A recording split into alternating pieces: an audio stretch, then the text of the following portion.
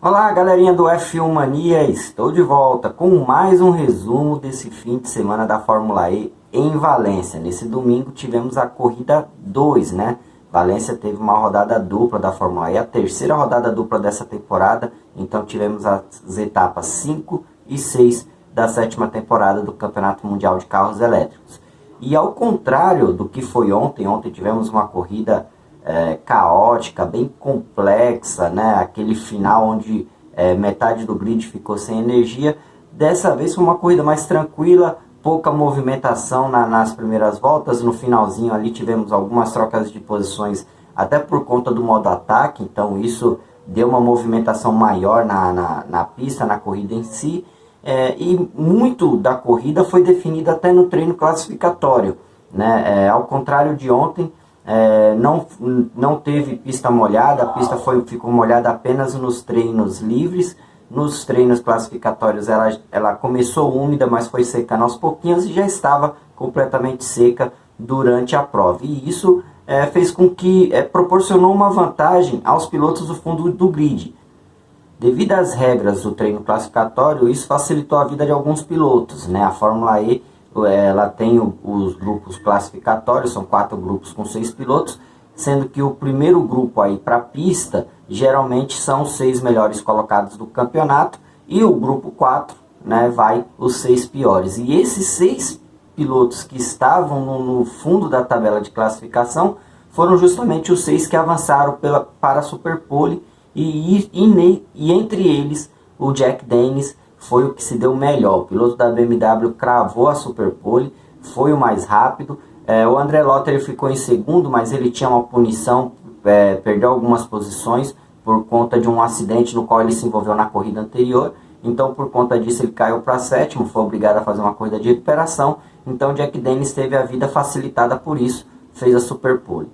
E o piloto da BMW, que até de certa forma foi questionado sobre as suas habilidades como piloto, porque esse ano a BMW está em seu último ano na Fórmula E, e o que se esperava era que a BMW trouxesse um nome forte para substituir o Alexander Sims, que foi para a Mahindra, e não foi o que aconteceu. Ela pegou o Jack Dennis, que era um piloto de nível mediano do DTM, né, competição de turismo alemã, e era um nome totalmente desconhecido assim para a maioria das pessoas. Então foi surpreendente isso, e isso passou a mensagem para os fãs de que a BMW não estava se importando com a categoria, né? Já que é seu último ano, no final do ano ela deixa a competição e a Andretti vai tocar sozinha o projeto.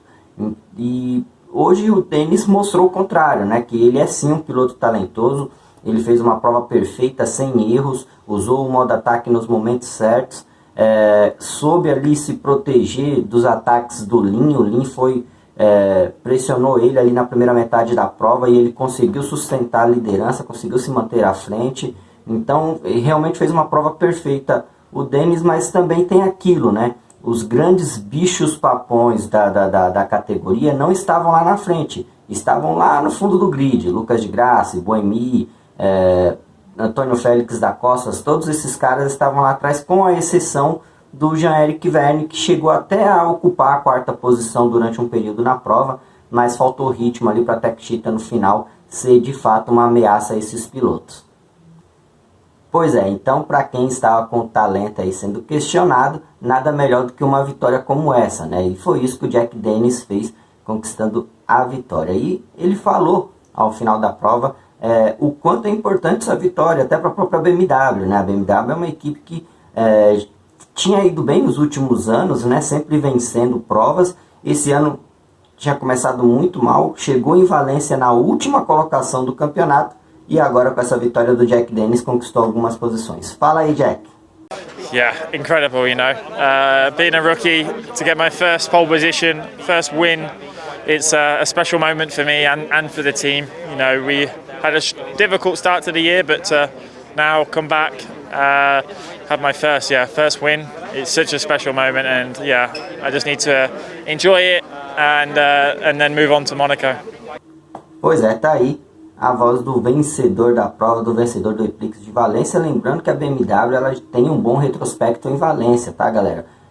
Apesar de ter sido a primeira vez que a Fórmula E realizou corridas na Espanha, né, em Valência, o circuito Ricardo Tormo é o palco dos testes de pré-temporada e a BMW sempre foi a equipe mais rápida nos testes, porém sempre com o Gunter, né? Pela primeira vez aí não foi o Gunter o protagonista e sim o Jack Dennis. A segunda colocação ficou com o André Lotter, que eu até mencionei anteriormente, falando que ele foi o segundo mais rápido na Superpole, mas foi punido, né? Perdeu 5 posições no grid por conta do acidente que ele se envolveu ontem, na corrida de ontem, em Valência. Então ele perdeu 5 posições, largou em sétimo, mas assim, o Lotter fez uma corrida também irretocável, perfeita, também utilizou o modo ataque nos momentos certos, e foi muito bom ver o piloto alemão de volta ao pódio. O Lotter, que teve um começo muito difícil, chegou em Valência como o único dos 24 pilotos que ainda não tinha conquistado um ponto sequer no campeonato, agora tem um pódio.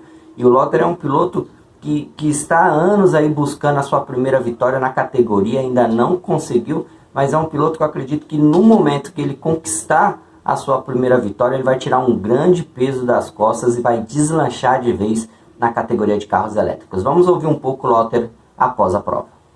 Sí, nuestro primer punto es muy importante, especialmente para mí. Es un buen día para el equipo que hace mucho trabajo para darme un buen coche. Fue finalmente un buen día. La otra carrera se puede hacer puntos también, pero no hace porque incidentes, problemas. Finalmente estoy aquí con la segunda posición. Espero que el futuro del campeonato va a ser mejor. O terceiro lugar ficou com o Alex Lynn, da Mahindra. O Alex Lynn também foi muito bem nessa segunda prova em Valência. Ele pressionou o Jack Dennis ali na primeira parte da prova. Depois ele acabou sofrendo um toque, né? Ele derrapou na chicane e acabou na sequência sofrendo um toque do Norman Nato da Venturi. Com isso, ele acabou perdendo algumas posições, caiu para o 9º lugar, foi obrigado a fazer uma prova de recuperação ali na segunda metade, conseguiu. Ele foi, buscou posição por posição, recebeu a bandeirada em quarto, porque o terceiro foi o Norman Nato, mas o Nato foi punido, né? Ele acabou punido justamente por conta desse toque que teve entre ele e o Alex Lynn. Ele teve um acréscimo de 5 segundos no seu tempo final de corrida, com isso o Nato ficou em 5º lugar no final da prova e o Alex Lynn é que subiu no pódio. Sobre os brasileiros, galera, os brasileiros não se deram tão bem assim na segunda prova. O Lucas de Grassi teve uma série de problemas durante todos os treinos, largou na penúltima fila, foi obrigado a fazer uma prova de recuperação e conseguiu ali no finalzinho chegar no 10º lugar, mais um pontinho importante para o Lucas de Grassi. Ao mesmo tempo que fica um clima chato, porque o de Grassi ele tem capacidade para estar lutando por vitórias e é incrível como ele não está conseguindo, as coisas não estão acontecendo para o Lucas de Grassi, né? Ainda assim ele está pontuando, né? Ele pontuou ontem, foi 7º colocado, ele pontuou na corrida de hoje, foi 10º colocado, mas ainda não é o suficiente para passar confiança, né? A Audi tem um bom powertrain, mas não está conseguindo ter um bom desempenho nas corridas. O de Grassi está com extrema dificuldade, principalmente nos treinos classificatórios. Esse é o grande calcanhar de Aquiles. Eu até escrevi sobre isso na semana anterior ao Eprix de Roma, que o treino classificatório é o grande problema do Lucas de Grassi, né? E nem é por ele, é pela Audi mesmo. Sempre acontece alguma coisa, sempre alguma coisa foge do controle e eles não conseguem resolver. Já o Sérgio Sete Câmara não pontuou neste fim de semana. Na corrida 1 teve problemas por conta da pista úmida. Hoje também nada deu certo para o brasileiro. Ele até fez um bom treino livre, ficou em 5º. No treino classificatório também não foi mal, ficou em 10º. Após a largada ele até conquistou umas 2 posições, chegou a ser 8º. Mas a Dragon não tem ritmo de corrida quando se trata de pista seca, não tem. E numa pista como Valência, a situação piora ainda mais para a equipe. Então, eles já sabiam disso, né, que a grande possibilidade deles era uma pista molhada, porque aí diminuiria um pouco mais a diferença em relação ao ritmo de corrida da Dragon para as outras equipes.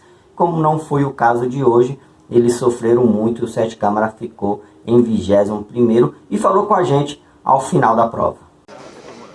Hoje começou bem no treino, eu era um dos caras mais rápidos no free practice na chuva, sempre quando eu fazia uma volta eu estava liderando e terminei em quarto ou quinto ali, então estava ótimo, qualifying com a pista úmida, fui um dos mais rápidos também, fiquei em 10º, mas muito por conta da pista ter secado bastante, drasticamente no grupo 4, e aí todo mundo no grupo 4 ocupou as 6 primeiras colocações, mas se isso não tivesse acontecido, se a pista tivesse continuado igual, provavelmente eu teria pego a Superpole ou ficado ali em 7º no máximo. Fiquei em 10º, que foi uma posição já boa pra gente, né? E largando de 10º fiz um bom início de corrida, até passei uns caras, fui pra 8º ou 9º, não sei. Mas depois a gente começa a sofrer com energia, também tomei umas pancadas, e aí é uma bola de neve, você começa a ter que consumir mais porque você não quer que os outros te passem, mas eles têm um ritmo melhor, e aí vira uma bola de neve e terminamos lá atrás também porque tentamos fazer uma estratégia alternativa no final da corrida, de guardar para esperar no final e atacar todo mundo caso tivesse um safety car, mas nunca veio. Então, infelizmente, na corrida a gente não conseguiu tirar os pontos depois de um bom qualifying. E para fechar esse vídeo, esse resumo do E-Prix de Valência, temos que falar do Antônio Félix da Costa, o português, atual campeão da categoria de carros elétricos. Também não teve um dia muito bom, não conseguiu ter um bom ritmo de corrida, não foi bem no treino classificatório, também não andou lá essas coisas no treino livre, não chegou aos pontos, muito pelo contrário, terminou nas últimas posições de hoje. Deu para perceber que a história de ontem ainda não foi digerida exatamente pelo atual campeão da Fórmula E, e ele falou sobre esse término de fim de semana em Valência, no qual ele não conseguiu nenhum ponto sequer, e ele entra naquele mesmo assunto que eu acabei falando de Graça. Ele tem um bom carro, ele é um bom piloto, mas as coisas não estão acontecendo a favor dele. Tudo que é detalhe que possa impossibilitar que o da Costa consiga bons resultados, infelizmente está acontecendo e ele não está conseguindo sair disso. Ele falou um pouco com a gente, confira. Bom, um dia frustrante, parece que as coisas não estão mesmo a sair. Qualificámos bem, até considerando o grupo onde estamos, e arranquei 12º, rapidamente entrei no top 10 a recuperar. Tínhamos muita energia e tudo parecia bem para fazermos mais um top 5 hoje.